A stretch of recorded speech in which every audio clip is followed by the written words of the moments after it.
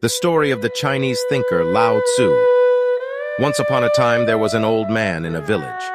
He was very poor, but even the king envied him. He owned a white horse so legendary that the king offered the old man almost all his treasure for this horse, but the man refused to sell it. "This horse is not a horse for me, but a friend. Would a man sell his friend?" he used to say. One morning they woke up and the horse was gone.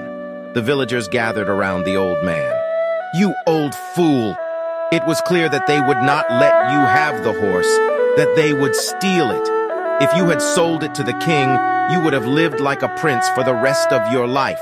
Now you have neither money nor horse." "You don't have to make a decision," said the old man.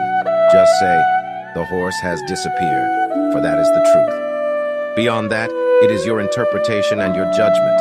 Is it a misfortune or a coincidence that my horse has disappeared? We don't know yet, because this is just the beginning.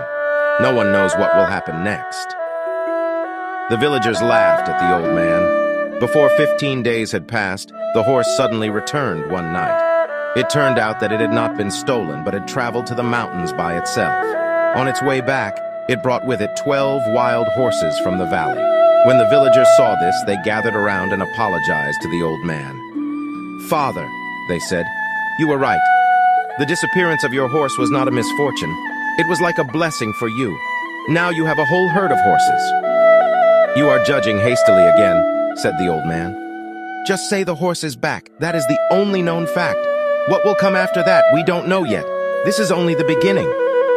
This time the villagers did not openly mock the old man, but in their hearts they thought, "This guy is really an idiot." Before a week had passed, the old man's only son, who was trying to tame the wild horses, fell off his horse and broke his leg. The son, who was the breadwinner of the house, now had to stay in bed for a long time. The villagers came to the old man again. "You were right again," they said. "Because of these horses, your only son will not be able to use his leg for a long time, but there is no one to take care of you. Now you will be even poorer and more miserable than before." The old man replied, "You have the disease of premature judgment.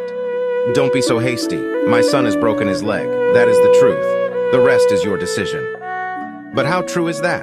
Life comes in little pieces, and you never know what will happen next.